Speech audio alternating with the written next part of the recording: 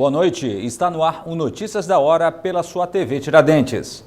Nova paralisação dos rodoviários prejudica 400 mil usuários do sistema de transporte público da capital. A paralisação dos rodoviários atingiu 100% da frota que atende o sistema de transporte público da cidade. Os ônibus ficaram retidos nas garagens das 10 empresas que operam em 221 linhas. Sem o serviço, a população teve que se virar mais uma vez para conseguir chegar ao destino. Muitas pessoas utilizaram o mototáxi, outras a carona solidária e teve ainda quem utilizasse ônibus irregulares. O mototaxista clandestino Frank Batista aproveitou o caos no transporte para oferecer o serviço. Fez 3 viagens e lucrou com o dia de paralisação. Meu amigo, para quem está usando caminho de mototáxi clandestino, está se dando bem. Para tentar minimizar os transtornos, a Prefeitura liberou o transporte executivo e alternativo para seguir em viagem até o centro da cidade. Mas a quantidade de micro-ônibus não foi o suficiente para atender a demanda, com todos os veículos apresentando superlotação.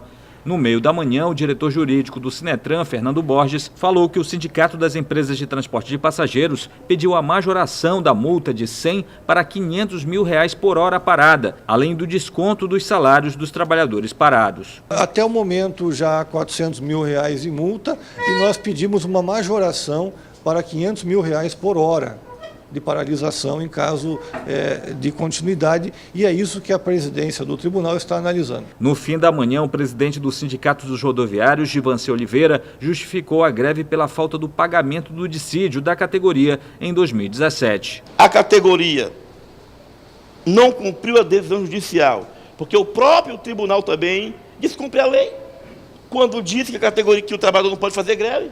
Se a Constituição ampara o trabalhador fazer greve. Os rodoviários pediram apoio do vereador Sassá da Construção Civil para insistir na CPI do transporte público na Câmara Municipal. Acho que a solução hoje para a população ter uma explicação é a CPI, porque hoje foi dado subsídio, foi dado aumento das passagens e os empregados só falam que está no vermelho. Para a técnica de enfermagem Gleice Costa, responsável pelo atendimento de 6 crianças deficientes do abrigo Moacir Alves, a suspensão do serviço de transporte significou a falta de cuidados às crianças da instituição beneficente. Agora lá está a enfermeira, está dando o jeito dela lá, né, se virando com os cuidadores, porque eu tenho certeza que tem poucos funcionários hoje lá. Ao meio-dia, os rodoviários anunciaram a interrupção da paralisação da categoria, após a Prefeitura aceitar negociar com os trabalhadores e representantes do Sinetran.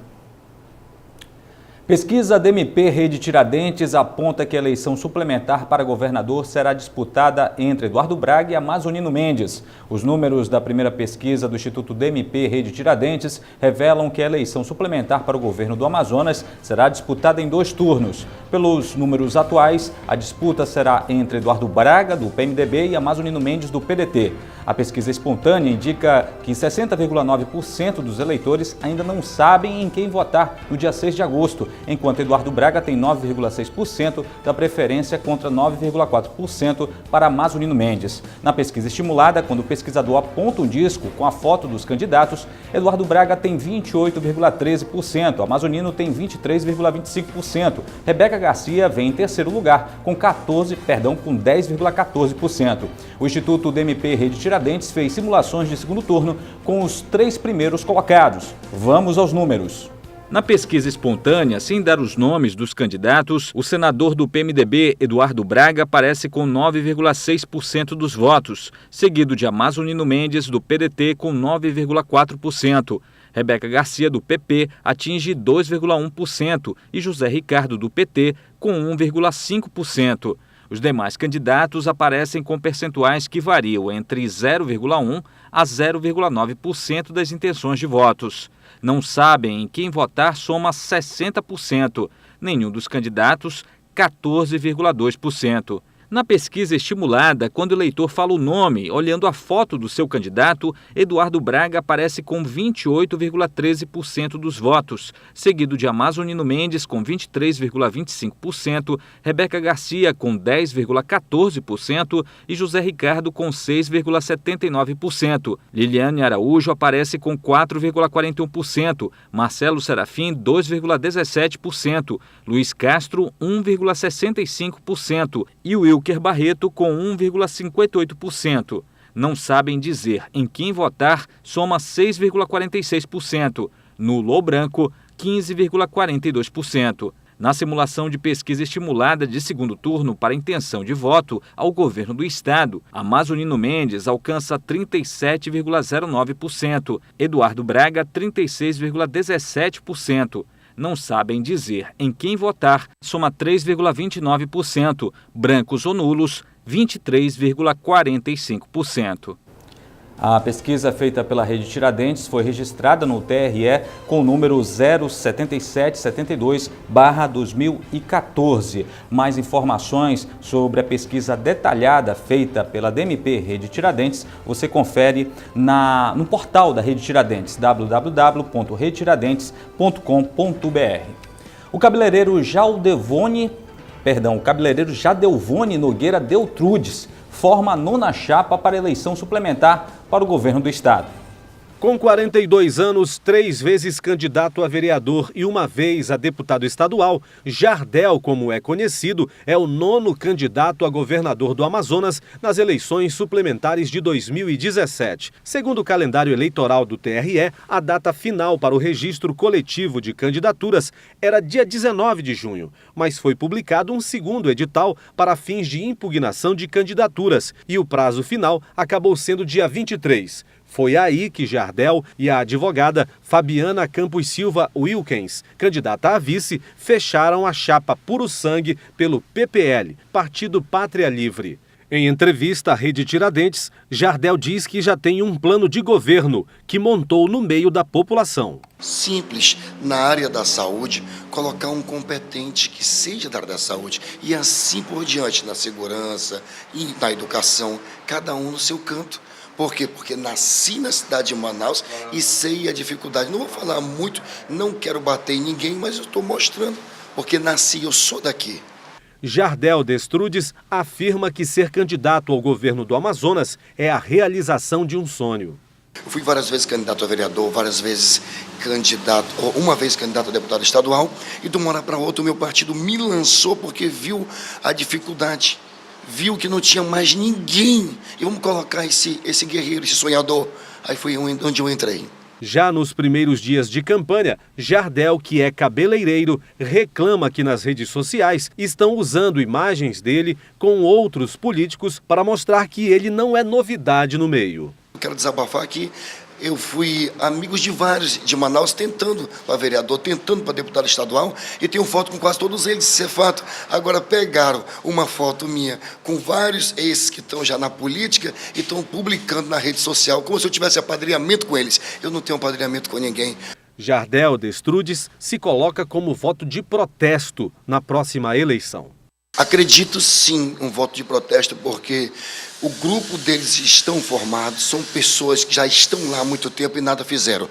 E uma pessoa que vem da dificuldade, humildade, um guerreiro, um simples cabeleireiro que se tornou comerciante na cidade de Manaus, pode sim fazer a diferença. O slogan da campanha de Jardel é "Um tostão contra 1 milhão".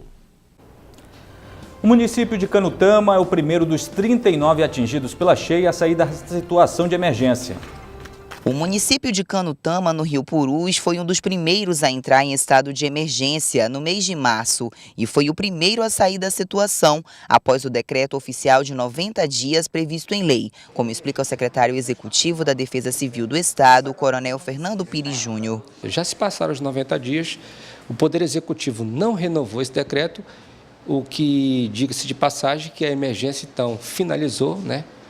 E a ajuda humanitária que nós demandamos, o governo do estado demandou, o governo federal demandou e a própria ajuda do próprio Poder Executivo do município demandaram, foram suficientes para que o município de Canutama passasse por essa situação de desastre. A cidade teve 1.495 famílias afetadas. Foi atendida pela Defesa Civil com 45 toneladas de alimentos não perecíveis, além de kits dormitório, água potável, kit medicamentos, kit de higiene pessoal e de limpeza. Na mesma situação, ainda estão mais 38 municípios no estado, que também estão próximos a atingir os 90 dias do decreto, que podem, dependendo dependendo de cada ocorrência, ter a ajuda prorrogada. Até porque 90 dias é o prazo que a lei coloca, né, é o menor prazo que a lei coloca para que um município que está em situação de emergência, ele possa ter esse tempo para voltar à sua normalidade social. O secretário explica que a preocupação maior agora estão com os municípios da calha do Rio Amazonas. Essa calha do Amazonas é a calha que está com maior volume de água, obviamente, tendo maior volume de água, é onde nós temos maiores afetados, né? Vamos continuar trabalhando, vamos trabalhar em cima dos decretos, vamos trabalhar no prazo que os decretos colocaram, que são 90 dias. 2017, segundo a Defesa Civil e os órgãos que acompanham os movimentos dos rios, deve ter a vazante concluída mais cedo. Preso acusado de ser mandante do assassinato de técnica de enfermagem.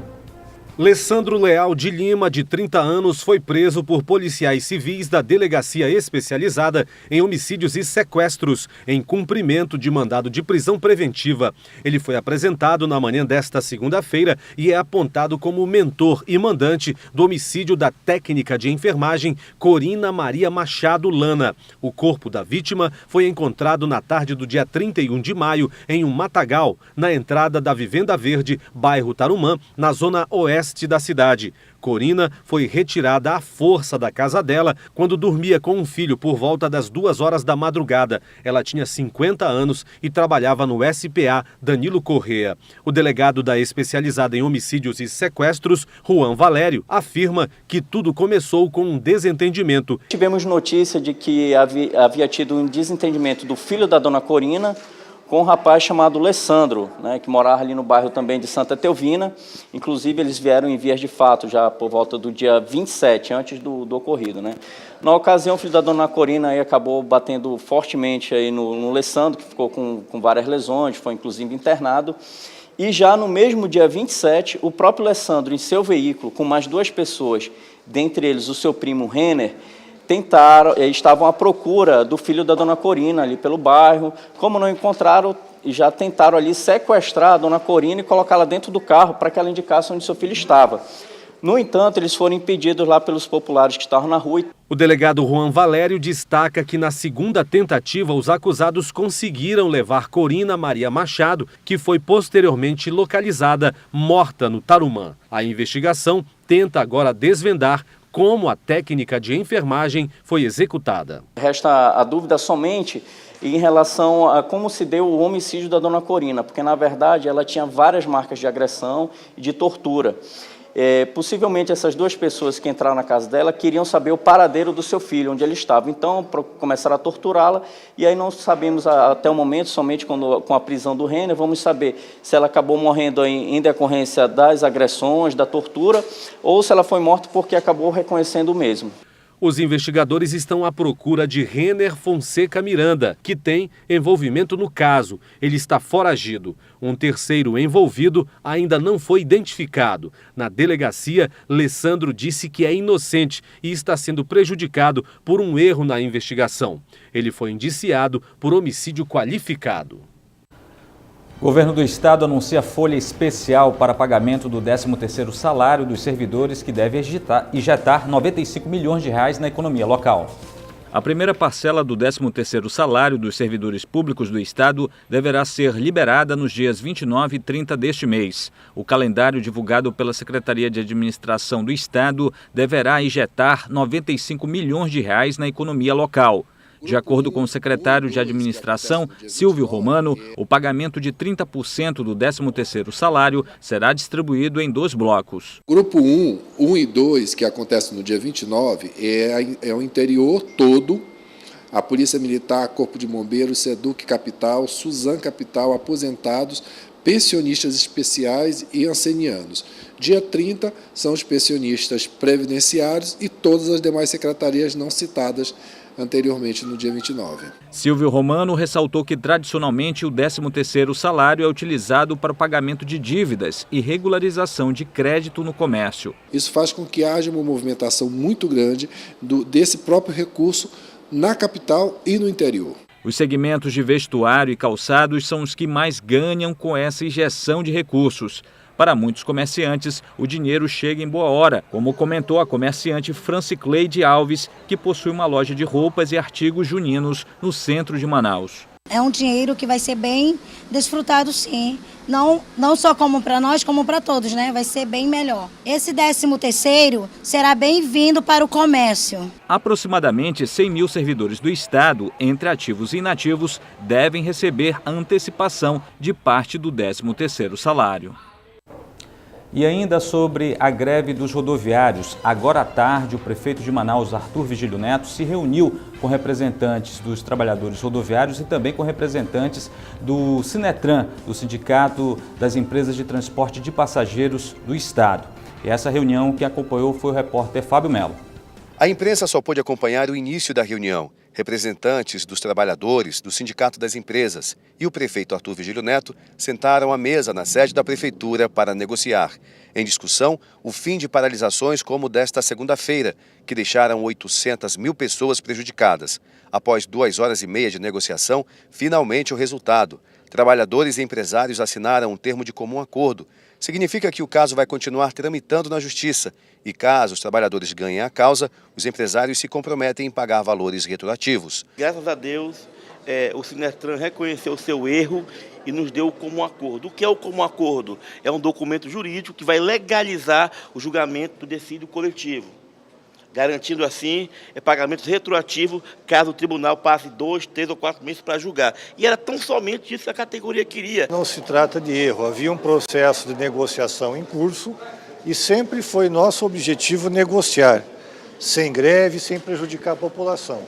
E com a intervenção do senhor prefeito como mediador, chegou-se a um acordo parcial, ou seja, esse acordo parcial estabelece o direito de encaminhar a questão para julgamento do Tribunal do Trabalho. O importante é Manaus não parar, procurei dizer isso com muita clareza, com muita fraternidade, tanto a um lado quanto ao outro. Nós temos feito o possível para profissionalizar o setor, para torná-lo forte, líquido. Então cabe agora a cada uma das partes cumprir com o que é seu dever. Agora é aguardar as cenas dos próximos capítulos e ver se todos os envolvidos vão cumprir a parte deles. De 2011 até agora, as multas contra paralisações indevidas somam cerca de 3 milhões de reais.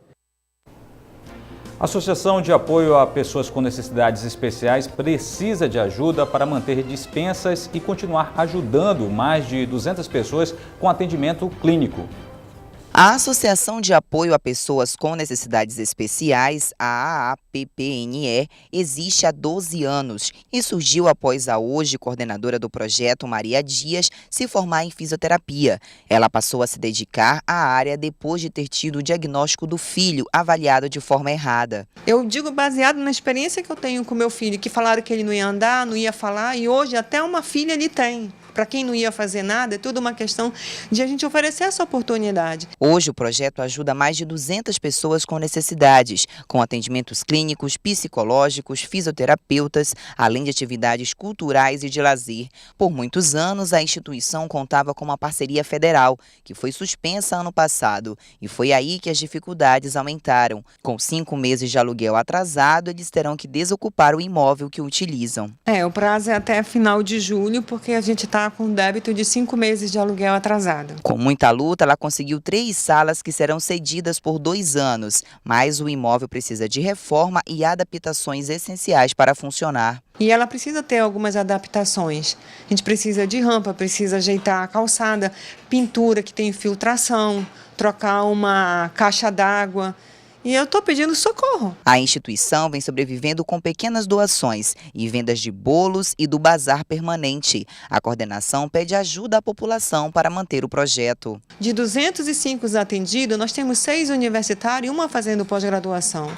E são pessoas que moram numa situação que você olha e você não acredita que, em pleno século XXI, com toda a tecnologia de ponta, a pessoa sobreviva naquele ambiente hostil. Quem puder doar tinta, doar as fiações, pincel, areia, cimento, sabe? Toda ajuda será bem-vinda. Quem quiser ajudar a associação pode depositar qualquer valor na conta 13598, dígito 4, agência 3715. Mais informações podem ser adquiridas pelo 988555516. E o quadro Ruas da História desta segunda-feira revela quem foi o personagem que dá nome à rua Barão de São Domingos.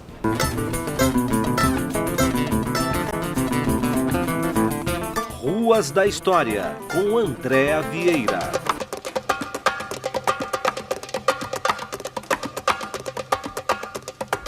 Simão Bolívar, que é aportuguesado para Simão, como está identificado na placa, e empresta seu nome à rua no centro de Manaus.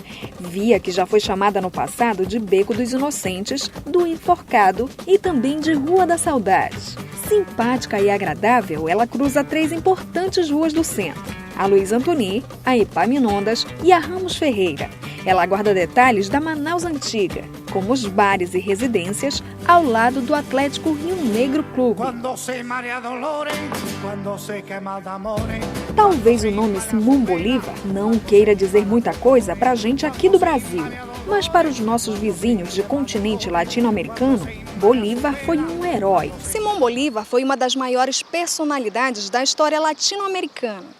Ele foi responsável pelas revoluções que deram a independência da Venezuela, Colômbia, Peru, Equador e a Bolívia. Nascido em 24 de julho de 1783, na cidade de Caracas, na Venezuela, ele foi batizado com o nome de Simão José Antônio de la Santíssima Trinidad Bolívar e Palácios Ponte Andrade Blanco. Crioulo e defensor ferrenho da libertação dos escravos na Venezuela, Simão Bolívar ficou conhecido como o libertador da América. Mundialmente é reconhecido como um dos militares mais brilhantes de todos os tempos. A República de Bolívar foi o primeiro nome oficial da Bolívia, dado em homenagem ao seu libertador. Ele foi várias vezes presidente de quase todos os países que ajudou a libertar do domínio espanhol. Autor da obra O Manifesto de Cartagena, documento escrito no marco da independência da Colômbia e da Venezuela. Recusou o título de imperador. O título que ele preferia era sempre o de libertador. Em 25 de setembro de 1828, em Bogotá, Bolívar sofreu um atentado, conhecido como Conspiração Setembrina, da qual se salvou graças à ajuda de sua companheira, Manuela Sanz. Na Guerra Civil de 1829, a Venezuela e a Colômbia se separaram. O Peru aboliu a Constituição Bolivariana e a província de Quito tornou-se independente, adotando o nome de Equador. Acuado e doente de tuberculose, Simão Bolívar, o libertador, morreu no ano de 1830 na cidade de Santa Marta, na Colômbia, e hoje é um nome nas ruas da história de Manaus.